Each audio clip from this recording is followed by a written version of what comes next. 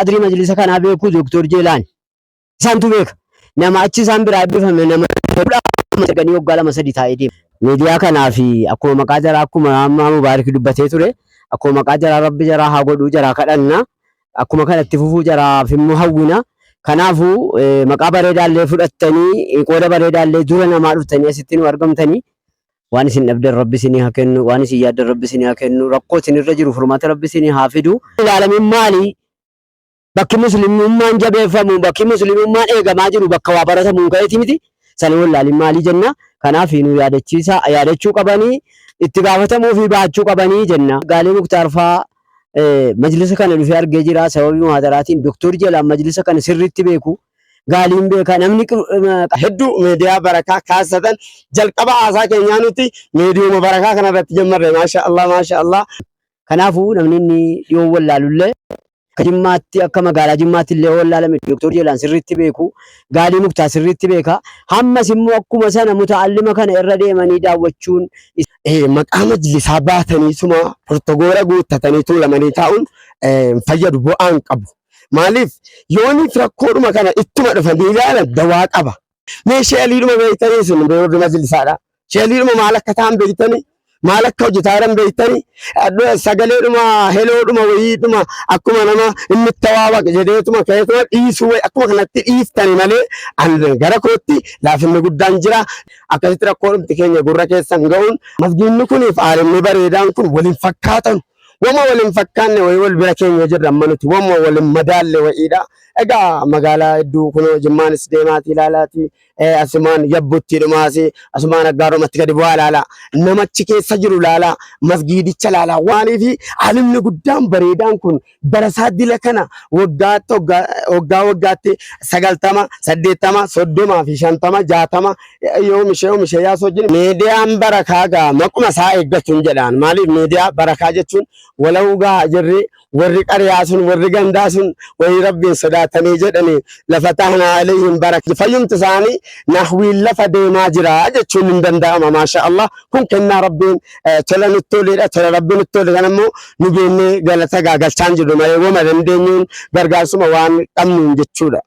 Wanni ilmiin nahwii as keessatti beekamuu dhabee fi nama ilmii nahwii qabutu hedduun hin jiru as keessa biyya Jimmaa kana keessa hin jiru. Inni jiru immoo kun rakkina kanatu rakkina keenya irra garagalee nu duraa uqqisee gadi qabee jedheedha. Hedduu haasa'ullee barbaachisu ilmi nahwii jechuun isa malee quraanni fassaramuu hin danda'amu. Isa malee an akkanatti dhaabbadhee siin haasa'uu hin danda'u. Isa malee akkanatti uummanni hawaasni amma miidiyaa kanaan nu hordofaa jiran nu dhaggeeffachuu hin danda'an. Maaliif jennaan waan rabbi kennate bakkaa kaasuudha waan ta'eef. Rakkoon inni kaan immoo inni kan masgiida kanaa kunoo duppoonuma kanatti mataara haasa'aa jira namatti haasa'uu beekeef dallaan kun mataa jira haasa'aa jira namatti haasa'uu beekeef masgiidni keessis akkuma kana naannoonis akkuma kana fuulli darasaa fi bishaan rakkoon bishaanii rakkoon sirriitti haasa'aa jira jechuudha nama dubbisuutti haasa'uu beekee jedheef. Rakkoon nurra garagalee warshuma rakkooti naannuma warshaa rakkoo keessa dhuftanii jedhee yaadaadhaan.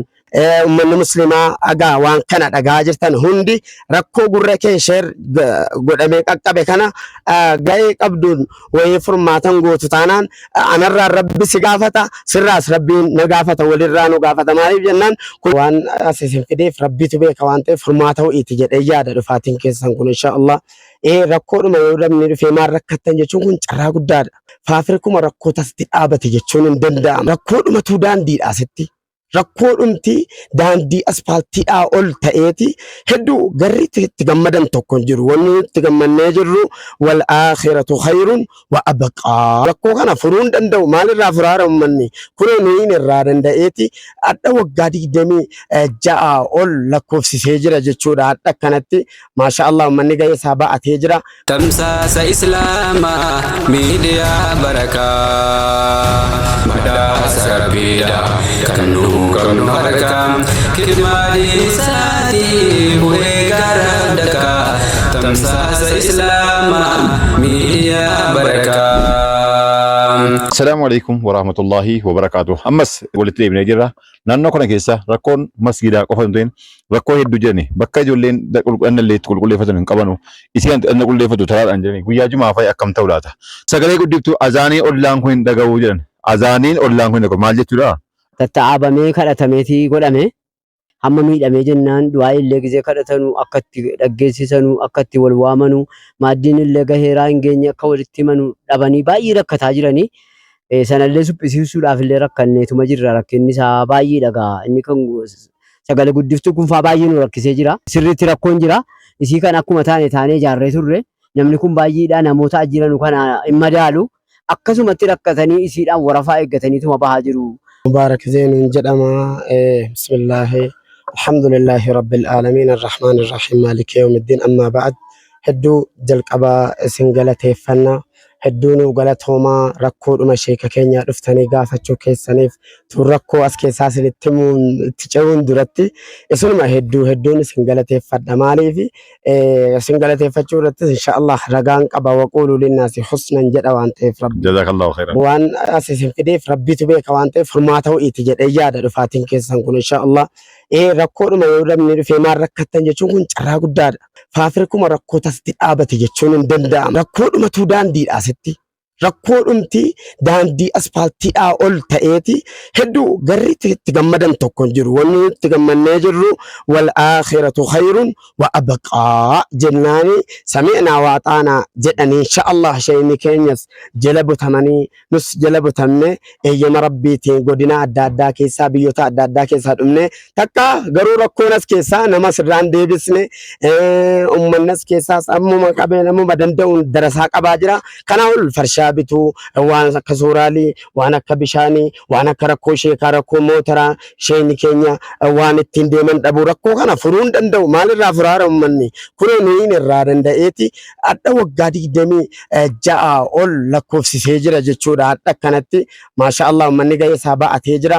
Garuu ummanni muslimaa agaa sagalee keenya rakkoon dhageenyeef rakkoon kun waan eegasii sheer ittiin godhamneef agaa akkasitti kunoo baddaan kun nurra garagalee ituu ummata dila kana qabnuudha jechuudha.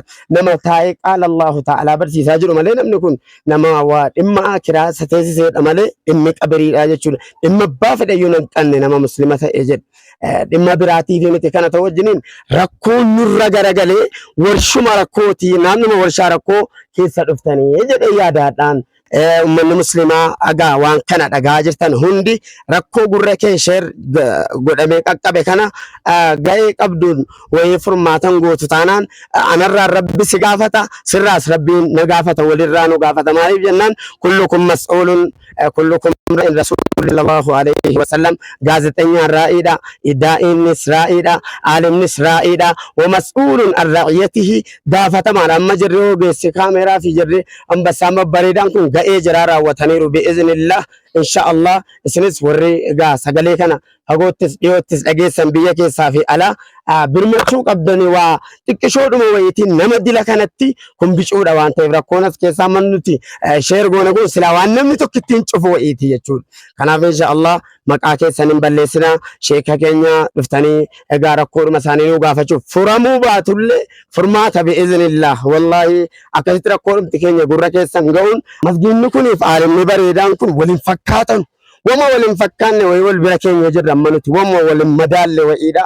Egaa magaalaa hedduu kunoo jimmaanis deemaati ilaalaati asumaan yabbutti dhumaasi asumaan aggaarumatti gadi bu'aa ilaala namachi keessa jiru ilaala masgiidicha ilaala waaniifi aalimni guddaan bareedaan kun darasaa dila kana waggaatti 90 80 30 fi 50 60 yoomishee yaas wajjin masgiida caccabaa kana keessa isbikeeriin isaa rakkoo kunoo dubboo isaa nagartaa naannoo isaa dallaa isaa kun dallaa masgiidaa fakkaata bakka akkuma duraan siin jedhe faafrikuma rakkooti san siin jedhe tirra sii caala jedhe yaada. Kanaaf rakkoo ibsaasillee qabnaan rakkoo sheekaa kan sheekaa dursanuu furamuudha nuti kan sheekaa keenya maal rakkoo keenya rakkoo isaaniiti wayii waa'ee farshaa sanaa ittaansee akka kootti akka darasaa tokkootti sheeka keenya kana nu qaqqabuudhaaf wayii jechuudha. Jimmaan naa kaanu san xammaadhaan fiiganii dhufaa jiran kana akka isaan yeroo gabaabduutti nu qaqqaban nu gargaartanii mootora wayii insha Allah binnee fi walumaan insha Allah gaariidha jedhe yaada. Amma makiinaa bituufitti insha Allah anis yeroo gabaabduudhaaf malee insha Allah makiinaa nan bitaaf insha Allah. Rakkoon jalqabaa kana rakkoon inni kaan immoo inni kan masgiida kana kunoo dubboonuma kanatti mataara haasa'aa jira namatti haasa'uu beekeef dallaan kun mataa jira haasa'aa jira namatti haasa'uu beekeef masgiidni keessis akkuma kana naannoon akkuma akkuma kana fuulli darasaa fi bishaan rakkoon sirriitti haasa'aa jira jechuudha nama dubbisuutti haasa'uu beekee jedheef.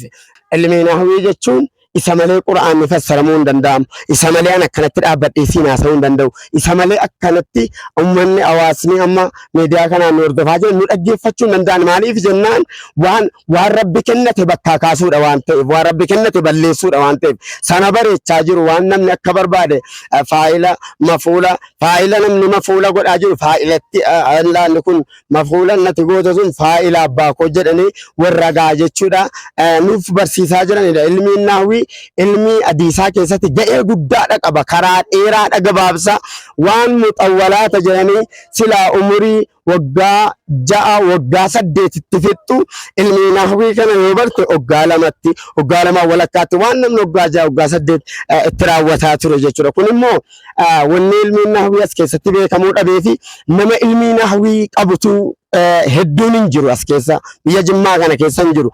Inni jiru immoo kun rakkina keenya sirra garagalee nu duraa uqqisee gadi qabee jedheedha. Hedduu haasa'ullee hin barbaachisu. Kanaaf beekamuu dhabe malee ilmi nahwii ilmi keessatti ga'ee guddaadha. Isa malee isaa fi wanni Ilubbaa Boodirraa Wallaggarraa wayii jechuudha. Biyya nu takkaadhanneen beekinirraa dhaga'uu malee Rabbiin asitti nu qabee egaa ija nu banachiisanii bi'iznillah afaan isaaniirraa Rabbi nu tolchee akka quraana fassarru nu godhee akka hadiisa fassaru nu godhee sila imaama biyyaa beeysaa miti imaama tokko kan ilmi nahwiidhaa hin qaraane jechuudha. Hin qaraane hin baataa waan baatu hin beeku. Yooniif ilmi nahwii hin qareen qaala Allahu ta'aalaa jedhaa jira waan jedhaa jiru hin beeku. Rakkoon kana caalemmoo hin jiru waan jedhaa waan jedhan wallaalu baataa waan baataa jiran wallaalu egaa kama sanuma jala gara jedhee yaada. Kanaaf ilmi nahwii barnoota keessatti sarfiin mantiqni wayii jechuudha lugaan arabaa ga'ee guddaadha qaba. Siin jedha sila abbaa barbaade nu sobuu danda'a, abbaa barbaade nu shawwaduu danda'a, abbaa barbaade amantaa keenya kana walii gad balleessuudhaaf sila banaadhaaf ture jechuudha. Inshaallah Rabbiin sheeka keenya kana addunyaattis qooda guddaa ammas ربنا هباسو في آخراتهم فردوس الأعلى ربنا هبلاسوني إسانين جمان يما ربيسي ربنا السرير يشورا دورا شيكا كينيا كان إيغاسي شيكا كينيا كان رتكنو في شامد لموتي الممتناوينو متن برتا سامو أكما قدنا كاناتي شيكا كان مليد أنجو علمي نحوي كان آسامون شياليدو مان شياليد سنرجن أجيان وايساني فيوم تساني نحوي لفدي ماجرا أجتشون من دنداما ما شاء الله كن كنا ربين تلا نتولي تلا ربين نتولي كنمو نجيني غلطة غلطان جدو ما يوم رندين غرغاسوما وان كمن جتشودا أمسن مجلسا قدنا كناتي كابو مقام مجلسا باتني سما پرتغورا غوتتني تولا مني تاون فجر بوان كابو ماليف يوني فرقورما كان اتما دفنديلا دوا قبا دوان غرين نقبوني dhufeenaa laalee rashoo amma danda'e raawwatee raajjedeen limmuuttan isa fudhee gala Ilubbaa Booraatti fudhatee gala waja'alli lisaana sidqin fil aakhiriin naa taasisii booddee gaafa nasirraa deeme gaafa aangoon kun narraa deeme gaafa nabiyyummaan kun narraa deeme akka gaariidhaan na dubbatuudha. Kanaaf aangoo Rabbi jara biraa qabuun dandeettii Rabbiin jara sheer godhee qabu sana sirriitti itti fayyadamuu qabani dhufanii darasoota laaluu qabani. Yoo baasuu dadhaban maal rakkattan nama jedhu ta'uu qabani. Ammuma garee tokko ammoo milishaa tokko waan nama gaafachuu dhiisuun sirrii miti. Laafinni jiru sun ka'uu qaban isiniin jedha. Yoo isinitti dheeradhe dhiifama warri aangoo ofirraa qabdanu jechuudha inshaallah. Kanaaf inshaallah dhuftanii sheeka keenya rakkoo keenya akkuma jara kanaatti rakkoo addunyaa fi akiraa Rabbi jara baasu jara kanaan jecha dhuftanii nu ilaaluu qabdani. Meeshee aliidhuma beektanii isin beeyrri majlisaadha. Sheelidhuma maal akka ta'an beektanii maal akka hojjetaaran beektanii sagaleedhuma heloodhuma wayiidhuma akkuma nama inni tawaawaq jedheetuma ka'eetuma dhiisuu wayi akkuma kanatti dhiiftani malee gara kootti laafinni guddaan jira. Laafinni sun nuu ka'uu qaba itti nuu dammaquu qabdanii nuu jabeessuu qabdanii diinaa islaamaa kanaan isiniin jedha. Rabbirraa isin gaafata waan ta'eef aangoo isinii kenna kana Rabbirraa na gaafata waan ta'eef haasa'uu naa kenne kana kanaaf hin haasa'e in uriidu illa lislaaha mastataatu wamaa tawfiiqii illaa billah alayhi tawakkaltu wa ilayhi unib.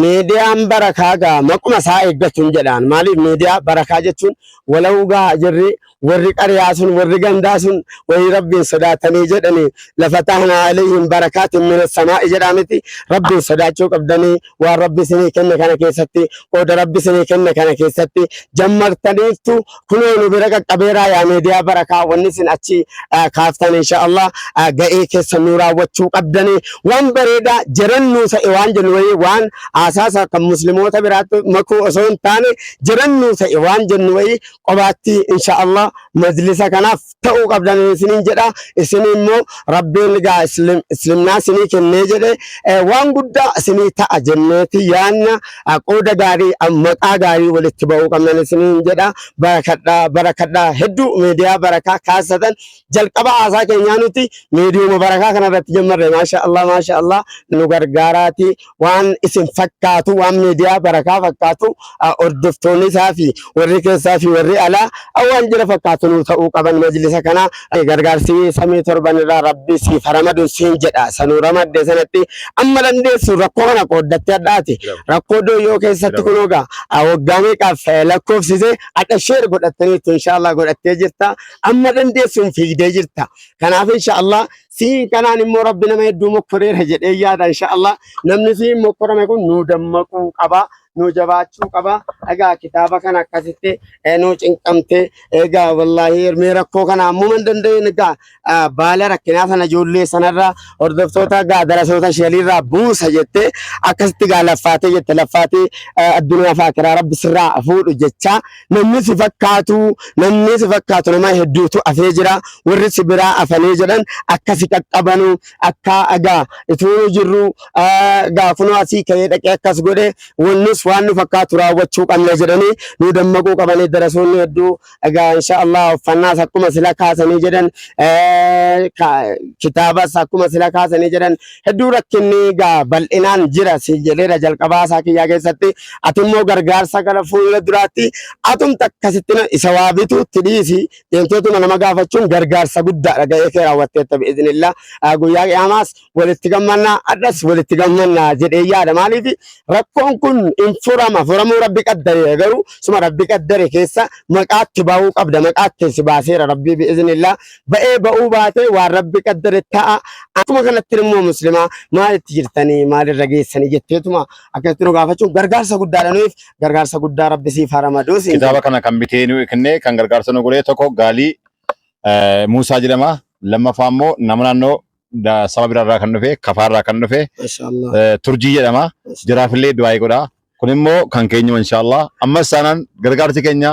isin bira dhaabannaa hanga jiruun inshaallah ummata muslimaatiin maal jennee kana ijoollee akkana kitaaba rakkattu maal jennee teenyanneeti ammas sanan itti fufna karoora keenya gara fuuldura itti fufan jedhan bisnaa milkeessu jecha wallahi warra jalqabaas jedhamma kafaarraa jettes sammaa Gaalee amma jettes hunda milkii ajaa'ibaa nasrii ajaa'ibaa qooda ajaa'ibaa rabbi isiniif haa baasu yaa gaa'u yooma laa yanfa'u guyyaadhaa ilmaan illee naman fayyanne qabeenyi naman fayyanne warra fayyadamu rabbi sana haa taasisu rakkoo keenya nu gaafatanii rakkoo gaafatanii sana rabbi furmaata isiniif haa godhu warra dhufee nu ilaaleef du'aayii dubbatti isiniif kadhannaa ammas waan isin yaaddan rabbi isinii haa kennu waan isin dhabdan rabbi isinii haa kennu waan isin yaaddan rabbi isinii haa kennu rakkoo isinirra jiru furmaata rabbi isinii haa fidu warra immoo asitti nu ilaale ija rahmataatiin rabbi haa ilaalu warra asitti nu ilaaluu jiraatus ija rahmataatiin rabbi haa ilaalu rahmata isaatiin rabbi haa qaqqabu kenna isaa dhumne rabbi isinii haa kennu nasriin harka isaa jira rabbi nu haa nassaru rakkoon rabbiitu namaa laala rabbi nuuf haa ilaalu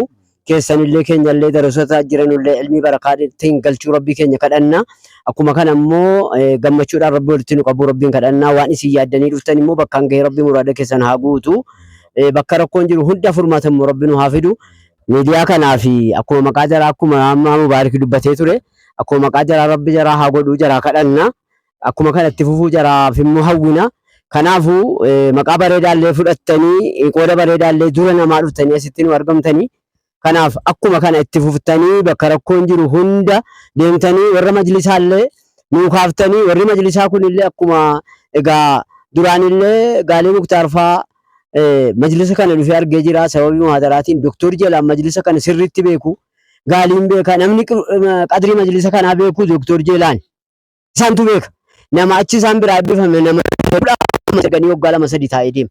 Kanaafuu namni inni dhiyoo wallaalullee akka Jimmaatti akka magaalaa Jimmaatti illee wallaalame Dooktor Jeelaan sirriitti beeku. Gaalii Muktaa sirriitti beeka. Hammas immoo akkuma sana muta'allima kana irra deemanii daawwachuun isinis qixxa keessanii barbaachisaadha. Akkuma jenne maqaa qofatu hin ta'ini Rabbi irraa nama gaafata waan ta'eef isinis deemtanii ilaaltanii jarri akkuma dura dhuftan kana ammas itti fuftanii majlisa kana fakkaatoo jiraate. Garuu dhokataan akka kanaa irraanfatamaan akka kanaan jiru bakka duraa beeknaa inni gadiidhaa akka qabuttis qaba namas qaba. Kun la'allahu nama dhabuu ta'uu sumara karaarraa fagaachuunis gaa nama taatiyeessa. Namni gaa karuma dhiyaatetti ilaalaa jira. Inni gadiidhaa sadeen gidda zamana gabaabaa keessa taa'etu sadarkaa fagoo deemee jira. Ilaalamee jira. Gargaaramee jira. Itti ijaaramee jira. Bareeffameefii jira. Hammas gaa isin waan jalqabdan itti fufuudha. Majlisa illee itti nu qaqqabsiisuudha. Majlisni kun illee akkuma jirutti bakka jirutti majlisa gaa jedhame majlisa ilmi hool ilaalin garaagarummaan isaa majlisa duraatii maali yoo maqaa ta'e malee. Waa tokko nu biratti akka jechuudha warra baratu barsiisutti majlisni bakka ilmi yoo hin jabeessin eessatti darasaan rakkataa jira eessatti ilmiin baratamaa jira waa biraa gochuu dhabne namatti kaafna jedhee yoo ilaalin garaagarummaa majlisa duraadhaan beeknu nuti. Bakka majlisaa yoo ilaalanii jabeessuu ta'e malee. Yoo majlisa ilmii bakka inni jiru eessatti laafee eessatti utuu baratamuu rakkatamaa jira walaalin ilaalini isinis akkuma kana gaafiidha simu. Bakka ilmiin immoo jiru hoon ilaalamin maali? Bakki muslimummaan jabeeffamu bakki muslimummaan eegamaa jiru bakka waa baratamuu ka'eeti miti. Sana walaalin maali jenna. Kanaaf nu yaadachuu qabanii itti gaafatamuu fi baachuu qabanii jenna. Gargaarsa harka rabbiitii dhufanii nu ilaaluu qabanii isinis nu ilaaluu qabdanii isa nu ilaaltanii barakadhaa jiraadhaa. Akkuma kana rabbitti isin hafufu rakkoo immoo isin irra jiru bakka gaaddisa isin irratti ta'ee gaaddisa isinitti cobu rabbi isin irraa haa kaasu isa hojii isin ugguru rabbi isin irraa haa kaasu hojii bareedaa balbala bareedaa masmara bareedaa immoo rabbi isin haa banu. Dhaggeeffattoota keenya akkuma kanatti itti fufnaa ilaalcha masjiidaa kana jallaan dhufnee ilaallee achumaan gara xumuraatti deemaa jira. Kabajamtoota dhaggeeffattoota keenya uummanni musliimaa bakka jirtanutti amaana rabbii wanas jechuu barbaadu.